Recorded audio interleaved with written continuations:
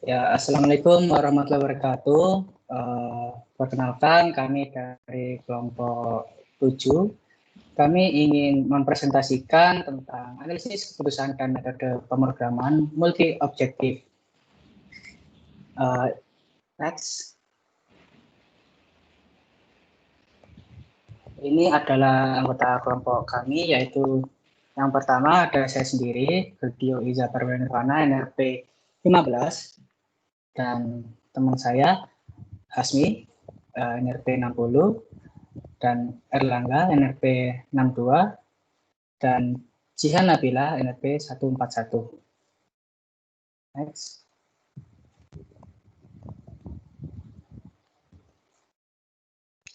Ya, teori keputusan atau decision theory. Teori keputusan ini adalah metodologi statistik untuk membantu memberikan informasi tentang pengambilan keputusan yang telah dibuat. Nah, ada 3 unsur teori keputusan atau decision theory, yaitu yang pertama adalah strategi, merupakan strategi alternatif atau pilihan tindakan yang kita pilih. Yang kedua ada asumsi keadaan atau set of scenario, yaitu peristiwa yang diasumsikan terjadi di masa depan, misalnya perkembangan ekonomi tiap tahun dan perkembangan negara. Yang ketiga, payoff, yaitu parameter yang diasumsikan dalam memilih suatu alternatif nilai dari payoff dalam keuntungan atau biaya. Bisa juga dinyatakan dalam angka positif atau negatif atau dengan angka 0. Yaitu selanjutnya ada jenis-jenis dari kondisi keputusan. Yang pertama ada kepastian atau certainty. Dalam hal ini kita membuat keputusan yang sudah tahu jelas apakah alternatif dan keuntungan dari pengambilan keputusan yang telah ada. Yang kedua ada risiko atau risk. Dalam hal ini risiko merupakan hasil dari pengambilan keputusan apakah berisiko, berhasil atau gagal. Yang ketiga ada ketidakpastian atau uncertainty. Dalam hal ini tidak ada informasi tentang kemungkinan keadaan yang akan terjadi, hanya bisa mengira-ngira hasil dari pengambilan keputusan yang ada. Next.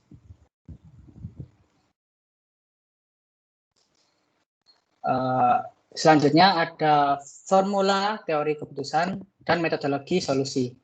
Nah, cara bagaimana memecahkan masalah dalam teori keputusan tergantung pada kondisi keputusan yang kita ambil, dan juga akan membahas sejumlah pendekatan yang disarankan untuk memecahkan suatu masalah decision theory mencakup seluruh 3 jenis kondisi keputusan. Next.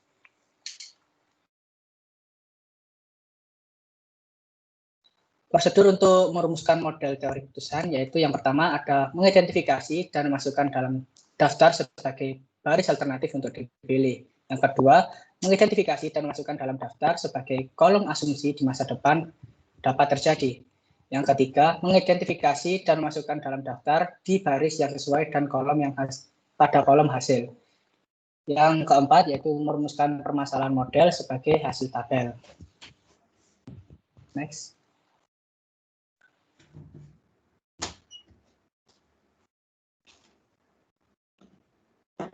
Masalah pada sebuah topologi jaringan. Nah, ini merupakan contoh. Dimisalkan ada seorang manajer sistem informasi ingin memutuskan mana dari 2 jenis jaringan komputer yang dikonfigurasikan untuk melayani pelanggan. Nah, pilihan jaringannya adalah jaringan cincin atau ring, di mana sebuah komputer yang dihubungkan oleh sebuah loop tertentu dengan cara melewati data dalam satu arah dari komputer ke komputer lain, atau jaringan star, di mana semua komputer dan IT terhubung ke komputer server pusat sehingga komunikasi harus melewati komputer host. Nah, kedua jaringan ini adalah alternatif dalam permasalahan ini. Apa manajer akan menerima keuntungan tergantung pada kondisi permintaan pelanggan, yaitu keadaan alamiah yang menentukan tingkat layanan yang disediakan oleh jaringan yang dipilih. Dua kemungkinan kondisi permintaan pelanggan dalam masalah ini adalah permintaan tinggi atau permintaan rendah.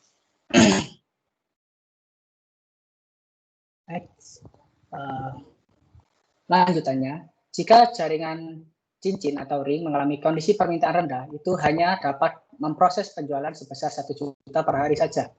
Jika manajer memilih jaringan star dan mengalami kondisi permintaan tinggi, jaringan akan memproses permintaan pelanggan sehingga dapat menghasilkan 4 juta rupiah dalam penjualan per hari. jika jaringan mengalami kondisi permintaan rendah, perusahaan akan benar-benar mengalami kerugian 2 juta pada penjualan per hari. Nah, bagaimana model masalah yang ada pada pengambilan keputusan untuk saat ini? Next. Masalah pada sebuah topologi jaringan. Solusinya, karena ada kepastian hasil dalam masalah ini, kita dapat mengatasinya sesuai dengan jenis keputusan, yaitu hasilnya merupakan ada kepastian. Next. Nah, ini merupakan langkah-langkah dalam merumuskan prosedur permasalahan.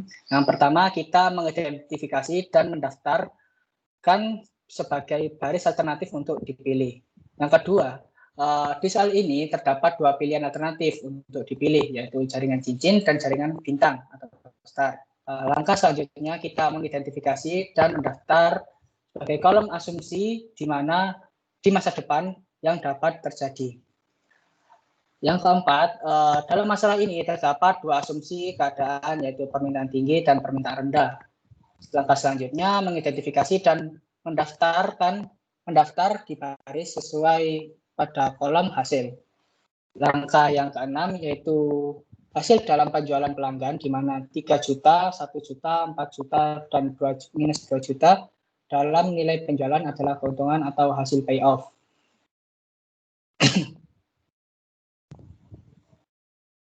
Nah, dapat dituliskan seperti pada tabel di monitor, yaitu ada pilihan alternatif jaringan ring, terus permintaannya tinggi itu 40%, itu 3 juta, permintaan rendah 60%, 1 juta, terus jaringan start 4 juta, permintaan rendah rugi sebesar 2 juta. Next.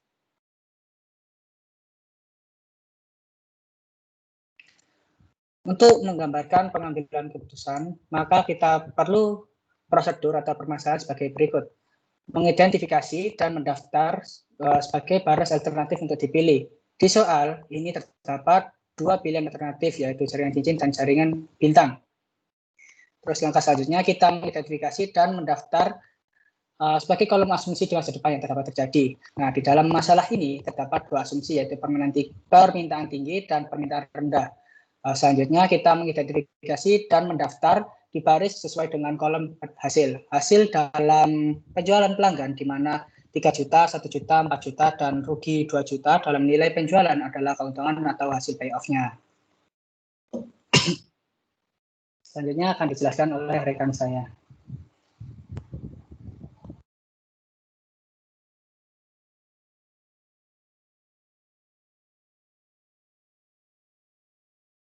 Mute. Sorry.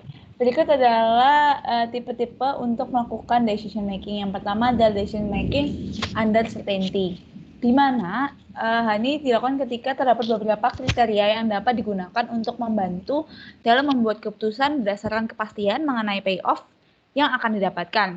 2 kriteria ini adalah maksimal dan maksimin. Nah, pertama adalah kriteria maksimax. Kriteria ini menggunakan pendekatan paling optimis, di mana melihat jumlah payoff maksimum. Langkah untuk melakukannya yaitu pertama, pilih hasil payoff maksimum untuk setiap pilihan alternatif. Kedua, pilih pilihan alternatif dengan payoff maksimum dari hasil payoff maksimum pada langkah 1. Oleh karena itu disebut max-i-max. Nah, berikut adalah contohnya. Sesuai dengan masalah yang diberikan oleh Goldius sebelumnya, terdapat 2 pilihan yaitu jaringan cincin dan jaringan bintang. Pada tabel, hasil payoff penjualan maksimum untuk masing-masing pilihan alternatif adalah 3 juta dan 4 juta. Nah, dari angka tersebut, hasil payoff 4 juta adalah payoff maksimum, sehingga nilai maksimum dari alternatif yang ada adalah 4 juta pada jaringan star. Untuk itu, jaringan star merupakan jaringan dengan pilihan alternatif terbaik. Nah, yang kedua adalah kriteria maksimin. Kriteria maksimin adalah pendekatan semi-pesimis yang berasumsi bahwa keadaan terburuk akan terjadi dan kita harus membuat jalan keluar yang terbaik. Nah, langkah untuk melakukannya yaitu yang pertama, pilih hasil payoff minimum untuk setiap pilihan. Kemudian pilih alternatif dengan hasil payoff maksimum dari payoff minimum pada langkah 1. Nah, oleh karena itu disebut max-i-min. Contohnya ada seperti tadi case yang tadi, pada tabel terlihat payoff penjualan minimum itu masing-masing adalah 1 juta dan minus 2 juta ketika penjualan rendah.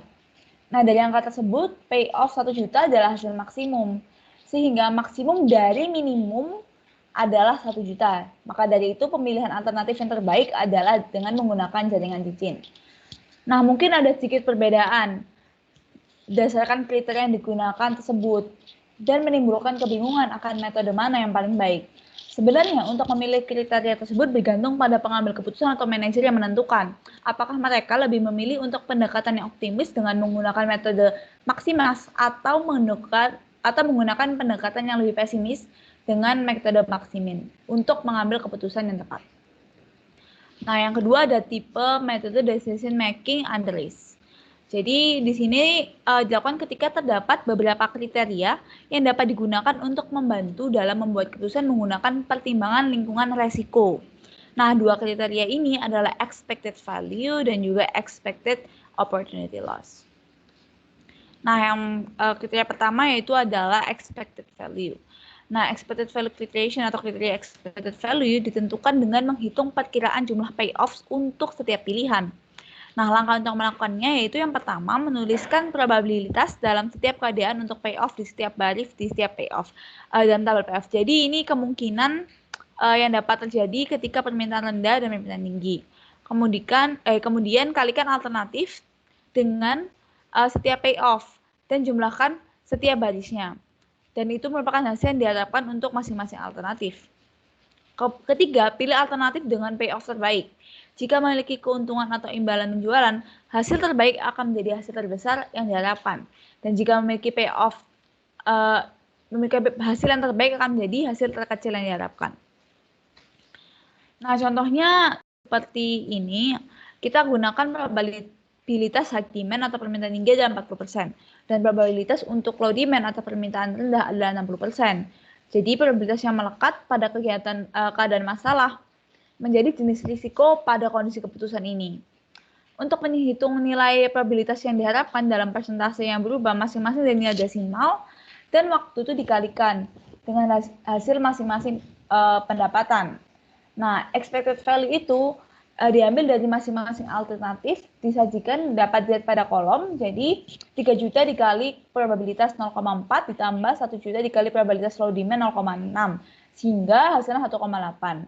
Untuk star 4 kali 0,4 ditambahkan minus 2 dikali 0,6 sehingga hasilnya 0,4. Berdasarkan hasil tersebut didapatkan bahwa expected value paling tinggi adalah menggunakan jaringan ring atau jaringan cincin dengan payoff atau dengan expected value 1,8 juta.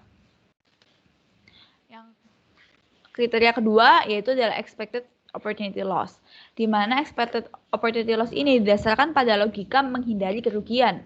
Keputusan menggunakan kriteria ini didasarkan pada meminimalkan kerugian yang dapat terjadi. Nah, untuk melakukannya, yang pertama kita harus menentukan opportunity loss value dulu dengan membuat keputusan yang terbaik dalam setiap asumsi keadaan atau state of nature. Kemudian, tuliskan probabilitas ke opportunity loss values dan hitung expected opportunity loss values untuk setiap alternatif.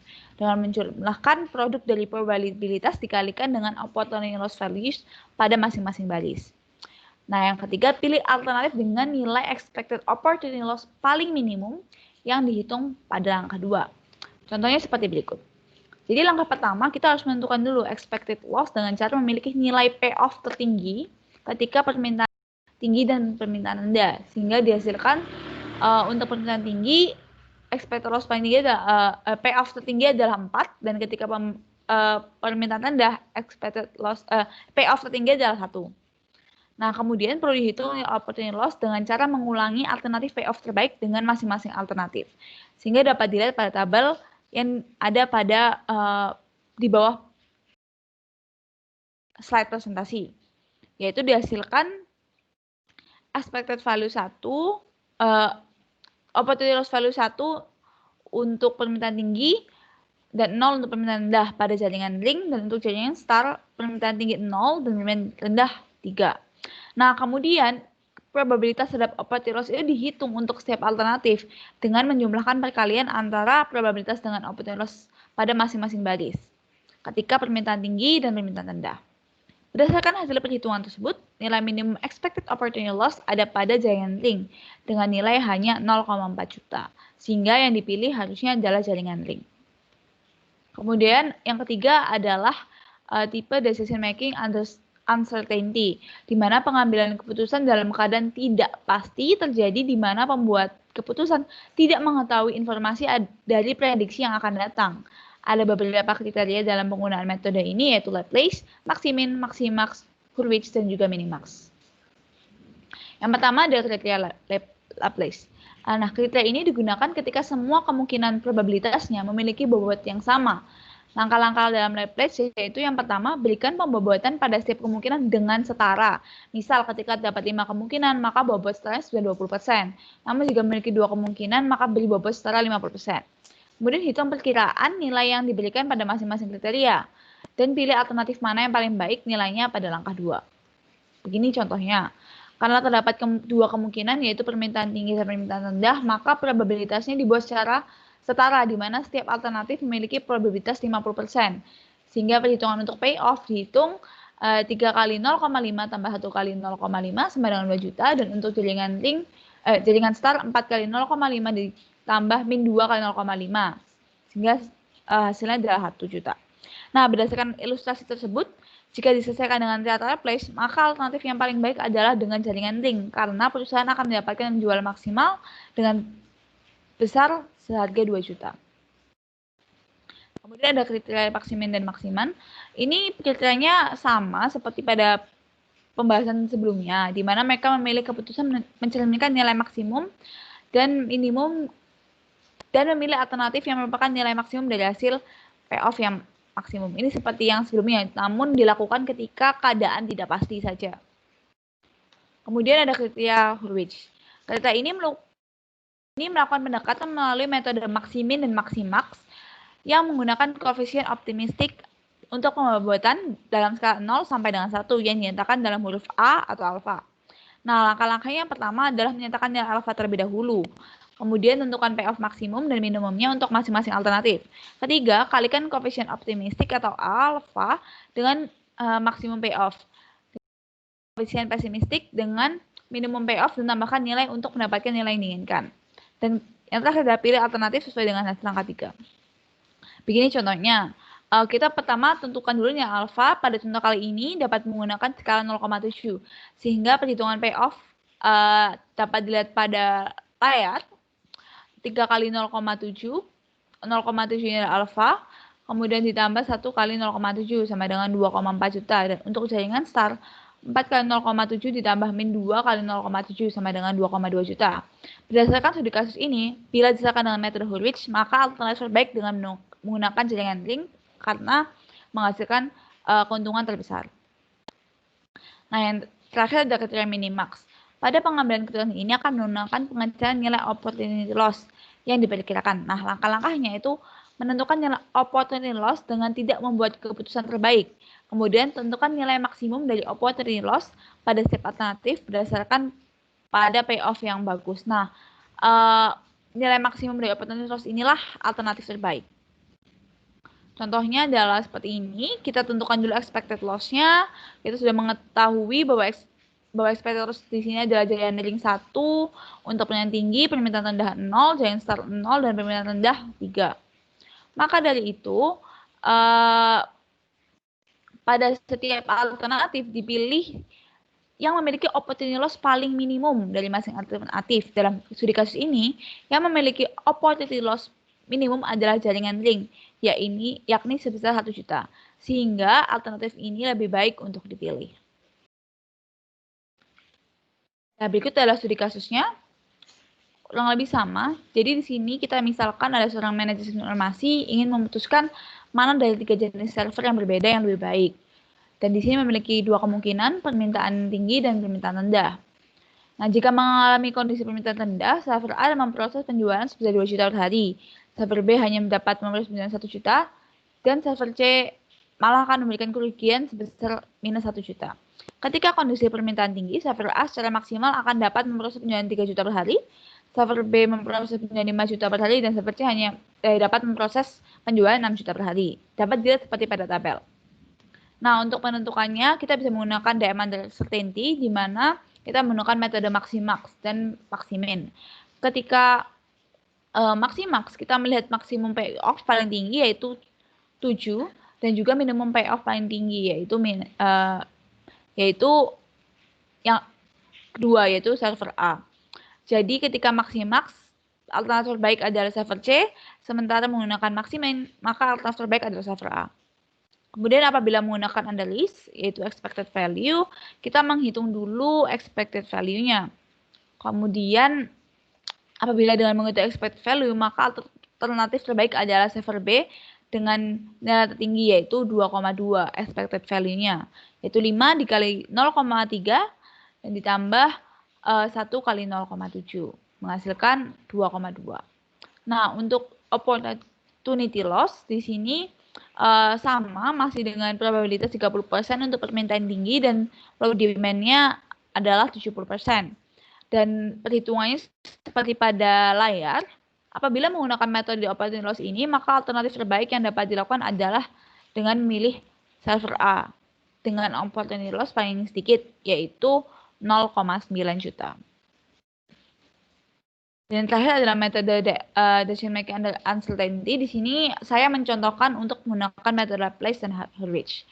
Berdasarkan kedua metode itu dapat dilakukan perhitungan Laplace karena di sini dua probabilitas yaitu 50%. Nilai tertinggi adalah di server B di mana 2,5 ditambah 0,5 yaitu 3. Dan untuk Hurwitz dengan alfa 0,6 ternyata didapatkan yang tertinggi adalah server B juga dengan nilai 3,6 juta. Ini akan dijelaskan oleh teman saya, Hasmi. Ya, selanjutnya yaitu ada metodologi pemrograman banyak tujuan, yaitu multi-objective program methodology, di mana ditemukan oleh Stewart tahun 1986 yang mendefinisikan bahwa multi-objective programming atau MOP sebagai metodologi untuk mengatasi kendala sumber daya yang memiliki beberapa objektif. Saat ini terdapat banyak metodologi yang sesuai dengan definisi ini, tapi di dalam analisis investasi TI, biasanya disebut dengan salah satunya yaitu goal programming. Next. Goal programming sendiri yaitu suatu linear programming yang bersifat dikembangkan lebih lanjut yang bersifat deterministik, di mana dapat formulasi modelnya ada 1 untuk menentukan variabel keputusan, ada 2 menentukan batasan dari goal, yang ketiga yaitu menentukan prioritasi jika perlu, jika terdapat, dan yang keempat menentukan bobot, sama seperti prioritasi jika diperlukan. Yang kelima yaitu ada menentukan fungsi objektif, dan yang keenam yaitu memberikan non negatif dan persyaratan. Next. Seperti yang saya sebutkan tadi, goal programming itu sendiri yaitu pengembangan dari linear programming yang bersifat lebih lanjut, di mana terdapat beberapa sifat-sifat yang lebih lanjut seperti deterministik, yaitu memiliki parameter konstan, lalu ada multivariate lebih dari 1 atau unknown decision variable, dan juga terdapat constraint sebagai batasan, dan juga multi kriteria satisfying metodologi yang berusaha memecahkan solusi yang paling sesuai atau memenuhi set dari multi kriteria dalam suatu masalah, di mana tujuan dari goal programming sendiri yaitu meminimalisasi terjadinya masalah atau penyimpangan yang bersifat mutlak, sehingga dibutuhkan untuk constraint dan juga meminimaliskan variabel deviasi. Goal programming sendiri mempunyai elemen-elemen yaitu yang pertama constraint, yang kedua fungsi tujuan, dan juga yang terakhir next. Nah, di sini ada studi case. Yang pertama yaitu seorang manajer ingin berlangganan internet untuk perusahaannya. Setiap bulannya ia harus berlangganan di internet tersebut. Tapi terdapat 2 provider internet, provider A dan juga provider B. Yang provider A memakan biaya 40.000 per bulan, dan sedangkan provider B memakan biaya 110.000 per bulan. Lalu kemudian asumsikan bahwa target total pembayaran tagihan internet per bulan adalah 100.000. Next. Di sini dapat dipecahkan dengan 0-1 decision variable, di mana untuk X1 yaitu provider dengan relasi biaya dengan sebagai goal constraint, di mana bentuk umumnya menjadi seperti ini. 40.000 X1 ditambah 110.000 X2 ditambah DI minus dikurangi DI plus sama dengan 100.000. Itu variabel positif, kebalik ini, DI minus sebagai deviasi negatif dengan I1 sampai M, dan juga minus sebagai deviasi negatif I1 sampai M. Next.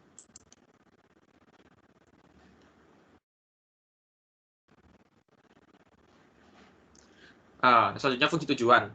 Fungsi tujuan sendiri itu berupa persamaan atau fungsi minimasi yang bertujuan untuk meminimalkan penyimpangan mutlak dari semua tujuan yang sudah ditetapkan dalam model goal programming. Karena tujuannya berusaha meminimalkan penyimpangan, maka terdapat beberapa alternatif dalam mencari target right hand side, yaitu yang pertama ada di sini, yaitu menempatkan kedua variabel penyimpangan dalam fungsi tujuan. Dan yang kedua yaitu menempatkan hanya variabel deviasi positif dalam fungsi tujuan. Dan yang ketiga yaitu menempatkan variabel deviasi negatif dalam fungsi tujuan. Next.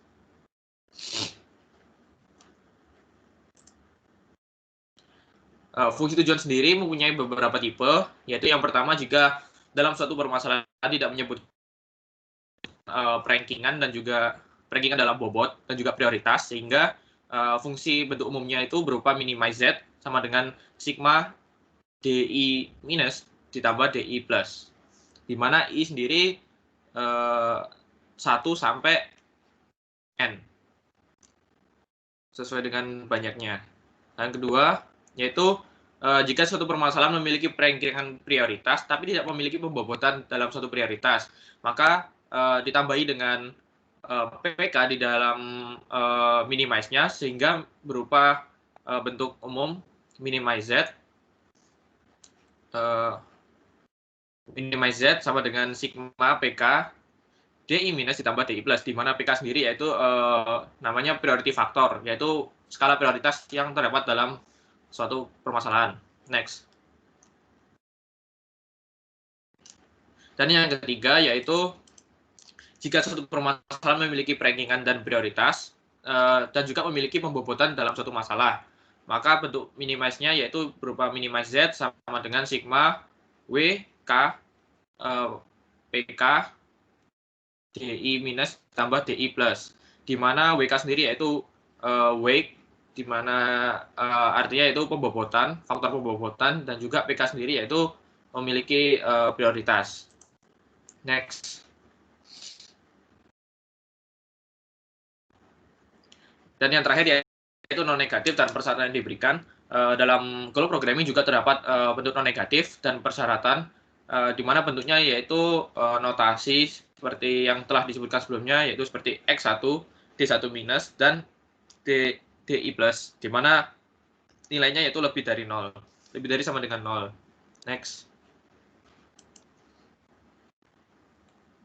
Di sini terdapat study case yang kedua, yaitu seorang manajer mempunyai masalah untuk memutuskan berapa banyak unit router dan hub yang harus dibeli untuk sebuah jaringan di suatu layanan TI.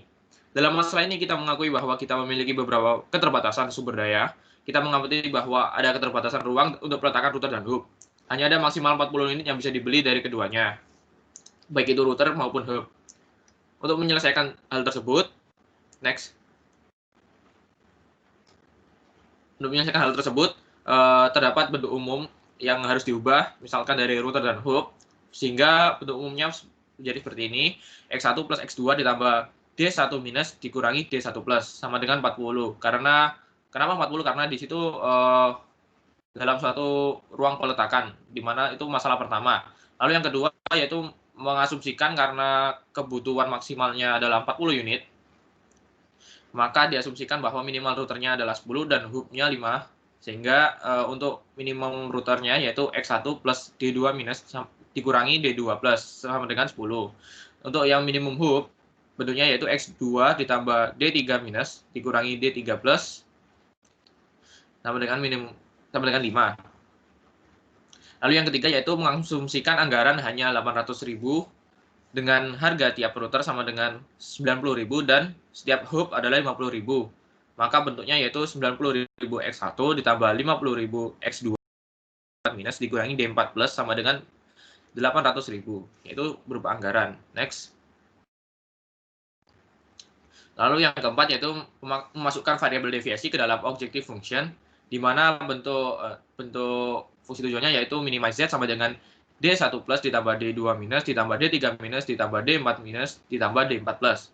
Dan yang kelima yaitu mengasumsikan prioritas, di mana prioritas yang pertama yang paling penting yaitu adalah ruang peletakan, dan juga pembobotan router dan hub, di mana bentuk pertamanya yaitu minimize Z P1 dikali D1 plus ditambah P2 dikali 2 D2 minus ditambah D3 minus ditambah P3 D4 minus ditambah D4 plus. Karena terdapat pembobotan dalam router dan hub, maka bentuknya berubah menjadi minimize Z sama dengan P1 dikali D1 plus ditambah 2P2 dikali D2 minus ditambah 1P2 dikali D3 minus ditambah P3 dikali D4 minus ditambah D4 plus. Lalu yang terakhir yaitu mengasumsikan harga router dan hub. Di sini dikarenakan prioritas dan pembobotannya digantikan dengan harga, maka bentuknya berubah menjadi minimize Z sama dengan P1 dikali D1 plus ditambah 90.000 P2 dikali D2 minus ditambah 50.000 P2 dikali D3 minus ditambah P3 dikali D4 minus ditambah D4 plus. Selanjutnya akan dijelaskan oleh teman saya.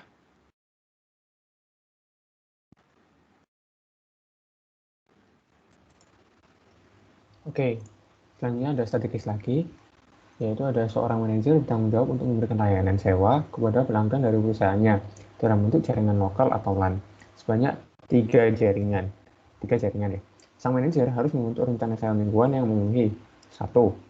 Menyediakan waktu layanan selama 40 jam penuh setiap minggunya. 2. Memuaskan permintaan pelanggan yang menyewa jaringan. 3. Meminimalisir biaya yang dikeluarkan untuk menyewakan jaringan.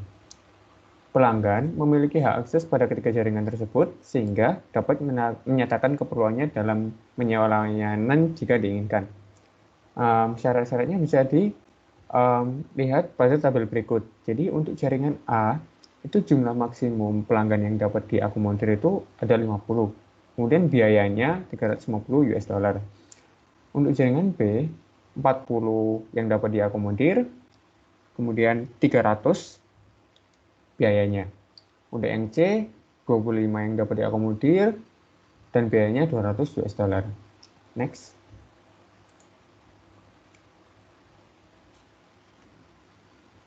Next. Oke, kemudian persyaratannya, biaya operasionalnya sebesar 12.000 dolar per setiap minggunya. Kemudian ekspektasi jumlah pelanggan maksimal 1.500 setiap minggunya. Slide yang sebelumnya. Kemudian batasan waktu dapat diakomodir 1 atau lebih dari ketiga jaringan yang ada. Nah, goals-nya apa? Goals-nya itu jumlah jam layanan harus tepat selama 40 jam. Setidaknya 1.500 pelanggan dapat diakomodir sesuai keperluan. Biaya yang dikeluarkan tidak boleh lebih dari 12.000 dolar. Next. Nah, kemudian pembahasannya. Yang pertama, caranya adalah menentukan variabel keputusan. Tadi kan ada 3 jaringan tuh. Nah, kita tentukan variabelnya. Untuk yang X1 itu adalah jumlah jam yang menyewakan jaringan A per minggu. X2 adalah jumlah jam yang menyewakan jaringan B per minggu. X3 adalah jumlah jam yang menyewakan jaringan C per minggu. Setelah kita tentukan variabel keputusannya, langkah yang kedua adalah menentukan batasan dari goalnya. Jumlah jam itu X1 tambah X2 tambah X3 tambah D1 minus plus D1 positif plus sama dengan 40 jam. Tadi harus tepat 40 jam. Kemudian jumlah pelanggan. Jumlah pelanggannya 50X1 tambah 40X2 tambah 25X3 tambah D2 minus D2 plus sama dengan 1.500. Kemudian biaya operasionalnya 350X1 plus 300X2 plus 200X3 plus D3 minus D3 plus sama dengan 12.000 US dollar. Next. Setelah itu kita lakukan prioritisasi. Nah, untuk jumlah jam ini kita lakukan P1 atau yang paling prioritas. Kemudian yang kedua adalah jumlah pelanggan. Kemudian yang ketiga adalah biaya operasional. Selanjutnya adalah menentukan bobot. Nah, menentukan bobot ini karena tadi di case tadi tidak ada menyinggung sama sekali terkait bobot, maka step ini bisa di skip atau tidak dilakukan. Karena memang untuk step ini dilakukan apabila perlu saja atau apabila ada. Oke, kemudian yang kelima adalah menentukan fungsi objektif. Jumlah jam layanan harus tepat selama 40 jam. Jadi fungsi objektifnya adalah minimal Z sama dengan P1 dikali D1 minus ditambah D1 plus. Kemudian setidaknya 1.500 pelanggan dapat diakomodir sesuai keperluan. Sehingga fungsi objektifnya menjadi minimal Z sama dengan P1 dikali D1 minus ditambah D1 plus. Ditambah P2 dikali D2 minus. Kemudian yang ketiga, biaya yang dikeluarkan tidak boleh lebih dari $12.000. Sehingga fungsi objektifnya menjadi minimal Z sama dengan P1 kali D1 minus ditambah D1 plus, ditambah P2 kali D2 minus, ditambah P3 dikali D3 plus. Oke, next. Kemudian yang keenam adalah menentukan non-negatif dan persyaratan. X1, X2, dan X3 harus lebih besar daripada 0 dan merupakan integer. Kemudian D1 minus, D1 plus, D2 minus, D2 plus, D3 minus, D3 plus itu juga harus lebih dari 0. Sehingga ketika disimpulkan dari step 1 sampai 6 tadi, memiliki formulasi lengkapnya adalah minimal Z sama dengan D1 dikali D1 minus ditambah D1 plus ditambah P2 kali D2 minus ditambah P3 dikali D3 plus. Kemudian constraint-nya jumlah jam X1 tambah X2 tambah X3 tambah D1 minus kurangi D1 plus sama dengan 40 jam. Jumlah pelanggan 50 X1 plus 40 X2 plus 25 X3 plus D2 minus D2 plus sama dengan 1.500 pelanggan. Biaya operasional 350 X1 ditambah 300 X2 200 X3 tambah D3 minus tambah D3 plus sama dengan 12.000. Kemudian syaratnya X1, X2, X3 lebih dari sama dengan 0 dan merupakan integer. Juga D1 minus, D1 plus, D2 minus, D2 plus, D3 minus, D3 plus sama dengan atau lebih dari sama dengan 0. Oke, next. Jadi itu tadi formulasi lengkapnya. Kemudian untuk case kedua, yaitu jurusan Sistem Informasi Universitas Jember meminta bantuan kepada Departemen Entrepreneurship dan Research and Technology HMSI ITS untuk membuat sistem operasi dan sebuah aplikasi. Dana yang disediakan sebesar 5 juta.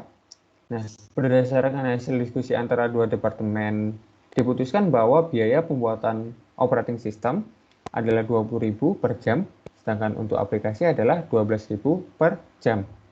Nah, pihak MSI berasumsi bahwa untuk membuat OS diperlukan setidaknya 150 jam, dan untuk membuat aplikasi setidaknya 90 jam. Nah, pada proyek charter yang telah disepakati, Universitas Jember memberikan batasan untuk pembuatan OS dan AP atau aplikasi selama 225 jam. Dengan goal sebagai berikut.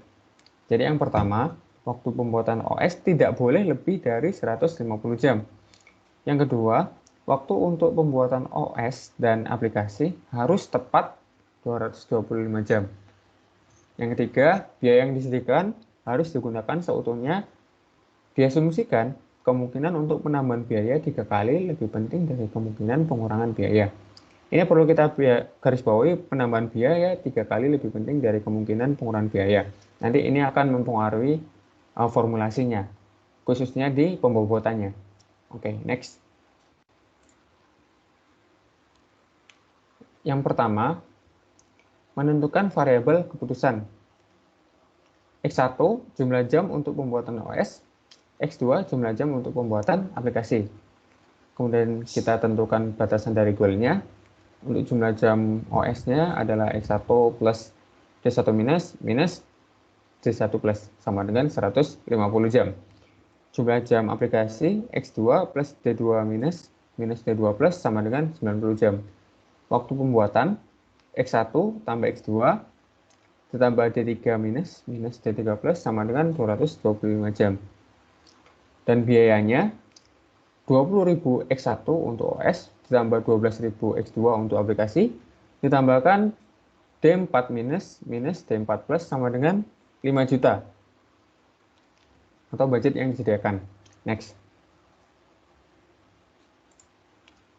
Yang ketiga adalah melakukan prioritisasi. Untuk prioritas pertama adalah jumlah jam pembuatan operating system, yang kedua adalah jumlah jam untuk pembuatan aplikasi, yang ketiga adalah waktu pembuatan secara keseluruhan, yang keempat adalah biaya yang disediakan.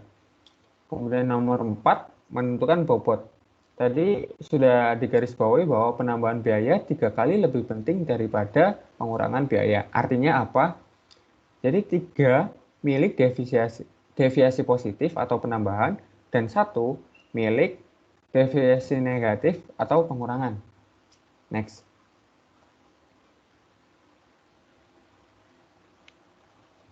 Oke, untuk yang kelima, step nomor 5 adalah menentukan fungsi objektif.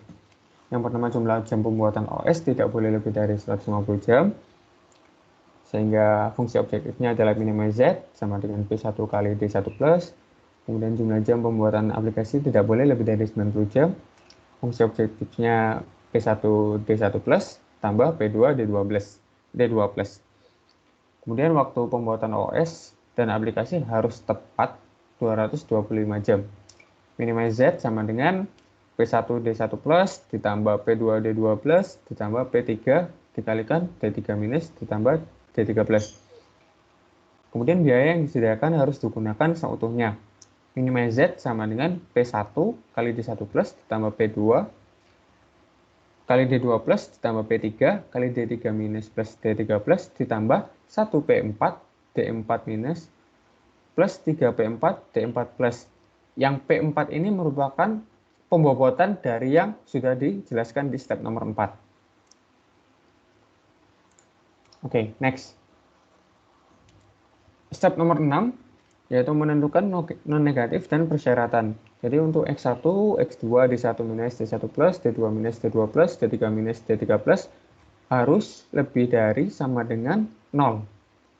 Sehingga ketika disimpulkan, formulasi lengkapnya adalah minimize Z, fungsi objektifnya sama dengan P1 D1 plus ditambah P2 D2 plus ditambah P3 dikali D3 minus ditambah D3 plus ditambah 1P4 D4 minus ditambah 3P4 D4 plus. Kemudian constraint-nya jumlah jam operating system X1 plus D1 minus D1 plus sama dengan 150. Jumlah jam aplikasi X2 plus D2 minus D2 plus sama dengan 90. Waktu pembuatannya X1 plus X2 ditambah D3 minus D3 plus sama dengan 225.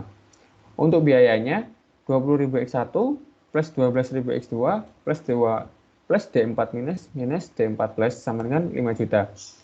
Dan untuk persyaratannya X1 X2 D1 minus D1 plus D2 minus D2 plus D3 minus D3 plus harus lebih dari sama dengan 0.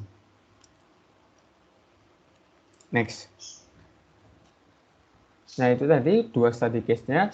Kemudian dalam goal programming ini kerap kali terjadi yang namanya komplikasi goal programming atau ada hambatannya. Yang pertama adalah solusi tidak terbatas atau unbounded solution. Komplikasi ini terjadi ketika salah merumuskan permasalahan sehingga satu atau lebih variabel keputusan dalam goal programming model akan memiliki nilai infinity. Nah, untuk mengatasinya itu harus merumuskan ulang permasalahan secara tepat. Yang kedua adalah solusi tidak mungkin atau invisible solution. terjadi ketika tidak menggunakan atau meninggalkan dua variabel deviasi sehingga hasilnya itu tidak layak. Next. Kemudian yang ketiga adalah dominasi dalam tujuan. Nah, ini terjadi ketika fungsi batasan mendominasi yang menyebabkan tujuan di bawahnya mengikuti. Nah, hal ini itu dapat menyebabkan terjadinya dua komunikasi yang sebelumnya tadi, yaitu unbounded dan invisible solution. Nah, untuk mengatasinya itu meletakkan batasan A yang berpotensi mendominasi pada prioritas akhir. Jadi misalkan nih, apabila ada fungsi X dan Y, di mana Y itu lebih dominan. Nah, maka kita letakkan fungsi Y itu pada prioritas yang terakhir, atau dalam kasus ini prioritas kedua. Kemudian, next, yang keempat adalah tujuan yang tidak dapat dibandingkan. Nah, terjadi ketika mengelompokkan beberapa batasan pada prioritas yang sama. Contoh, kasusnya adalah uang dengan beberapa ton emas. Nah, seperti yang diketahui bahwa nilai beberapa ton emas itu lebih penting daripada uang. Nah, untuk mengatasinya, emas ini harus dikonvert ke dalam bentuk uang, ataupun sebaliknya, uang yang dikonvert dalam bentuk emas, sehingga kedua tujuan tersebut bisa mendapat prioritas yang sama. Oke, next. Asumsi model goal programming. Yang pertama adalah linearitas. Maksudnya adalah semua fungsi batasan dari fungsi tujuan harus berupa fungsi linear. Yang kedua adalah aditivitas. Semua fungsi batasan dan fungsi tujuan harus memiliki sifat aditif. Yang ketiga dapat dibagi, nilai variabel keputusan boleh bilangan real atau nilai pecahan. Yang keempat, terdapat batas, nilai variabel keputusan harus berhingga, bukan tak berhingga. Yang kelima, kepastian dan periode waktu statis. Maksudnya adalah semua parameter harus diketahui, bersifat tetap selama interval waktu yang ditinjau. Yang keenam adalah ordinasi tujuan bersifat absolut. Maksudnya fungsi tujuan dibentuk dari kombinasi linear beberapa subfungsi tujuan. Next. Oke, kesimpulannya adalah dari dua metode tadi, yang pertama decision theory, itu mencakup penggunaan di bawah lingkungan keputusan yang berbeda keputusan dan dengan berbagai kriteria yang berbeda. Kemudian goal programming ini difokuskan pada formulasi model atau masalah dan interpretasi solusi. Nah, kedua metodologi tersebut itu memiliki kelebihan dan kelemahan, sehingga penggunaannya itu menyesuaikan dengan kebutuhannya masing-masing. Next. Selanjutnya adalah pertanyaan diskusi yang akan dijelaskan oleh teman saya. Oke, next.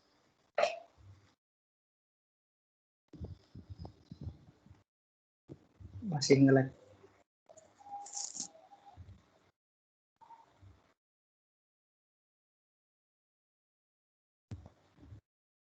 Ya, pertanyaan diskusi yang pertama yaitu apa yang dimaksud dengan bobot diferensial yang digunakan untuk masalah model dan model GP.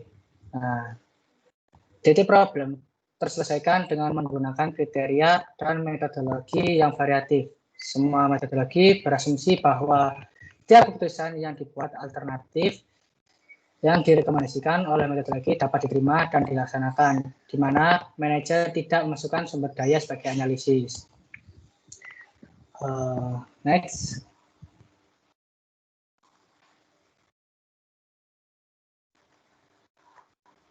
Pertanyaan yang kedua yaitu apa yang menentukan kriteria decision theory yang digunakan dalam lingkungan keputusan tertentu pada DT.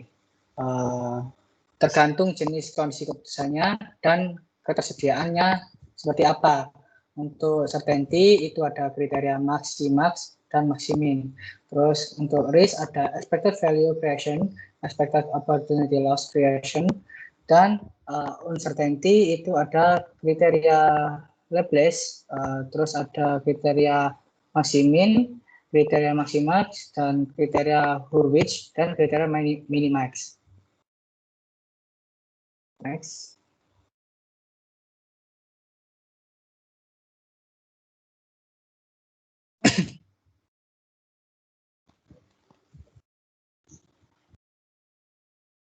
Untuk pertanyaan yang ketiga, mengapa kita harus membedakan kriteria di dalam menyelesaikan permasalahan? Jawabannya yaitu kriteria tidak ada kriteria decision theory yang paling baik. Yang ada hanyalah sesuai dengan problem yang ada. Data yang tersedia juga seperti apa dan fokus hasil akhir yang diinginkan oleh perusahaan itu seperti apa. Jadi menyesuaikan dengan keadaan yang ada. Next, untuk pertanyaan selanjutnya akan dilanjutkan oleh teman saya. Oke, kemudian pertanyaan keempat tuh adalah apa yang harus kita lakukan apabila kriteria decision theory memberikan saran solusi yang berbeda. Nah, hal ini tergantung pada pemilihan kriteria bahwa pengambilan keputusan atau manajer memilih untuk menggunakannya yang mana dalam memandu keputusan. Manakah yang sesuai dengan fokus hasil akhir yang relevan dengan perusahaan. Misalnya saja, pengambilan keputusan berdasarkan kepastian mengalami perbedaan solusi. Jika mereka adalah seorang yang optimis, maka mereka akan memilih pendekatan maksimaks untuk pengambilan keputusannya. Dan jika mereka lebih pesimis, mereka akan mungkin untuk memilih melakukan pendekatan maksimin. Nah, kemudian jadi seperti itu. Untuk pertanyaan kelima. Nah, di sini karena kedua analisis kriteria expected value dalam lingkungan keputusan resiko dan kriteria Hurwitz di lingkungan keputusan yang tidak pasti menggunakan probabilitas, mengapa kedua analisis kriteria tersebut tidak dapat digunakan pada kedua lingkungan tersebut? Hal tersebut karena pada metode expected value kita menentukan setiap state of nature yang terjadi. Nilai inilah yang kemudian digunakan pada seluruh alternatif solusi. Sedangkan pada Hurwitz kita beranggapan bahwa tidak ada ketersediaan informasi dari prediksi yang akan datang. Oleh karena itu kita hanya menentukan nilai alfa yang merupakan penilaian seberapa menguntungkan investasi yang dilakukan. Nah, nilai alfa ini lalu digunakan pada seluruh alternatif dan juga state of nature. Kemudian yang keenam, jadi pada situasi apakah kita harus menggunakan model atau permasalahan GP dan pada situasi apakah kita harus menggunakan kriteria DT. Jadi ketika menggunakan DT atau decision theory itu dilakukan ketika dalam penentuan alternatif solusi tidak terlalu mementingkan keterbatasan sumber daya seperti funding, personel, dan juga teknologi yang dibutuhkan. Sedangkan untuk JP sendiri atau goal programming digunakan ketika penentuan alternatif solusi bergantung atau harus memenuhi beberapa keterbatasan sumber daya yang ada, yaitu mungkin funding, personel, dan teknologi yang dibutuhkan. Selanjutnya akan dijelaskan oleh teman saya, Hasmi. Yang ketujuh yaitu apa yang dimaksud dengan bobot diferensial yang digunakan untuk masalah dan model GP. Bobot diferensial pada model goal programming adalah untuk memberikan peringkat variabel constraint dalam prioritas. Semakin besar bobot diferensial, maka semakin tinggi peringkatnya. Next. Dan yang kedelapan yaitu mengapa goal programming dianggap sebagai metode solusi preemptif, yaitu karena metode goal programming ini mencari solusi dengan meminimalisasi deviasi terbaik, konsisten dengan peringkat dari tujuannya. Untuk selanjutnya akan dijelaskan oleh teman saya. Oke, yang nomor 9, berapa banyak sih prioritas yang dibutuhkan dalam permasalahan atau model goal programming ini? Nah, prioritas yang dibutuhkan dalam permasalahan atau model goal programming ini maksimal sebanyak batasan dari goal-nya. Next.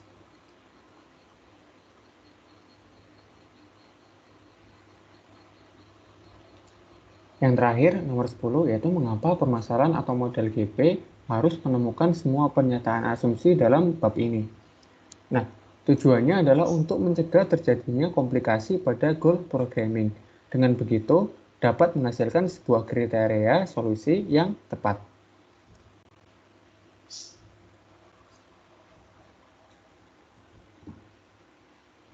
Ya, sekian presentasi dari kelompok kami. Apabila ada kesalahan, mohon dimaafkan.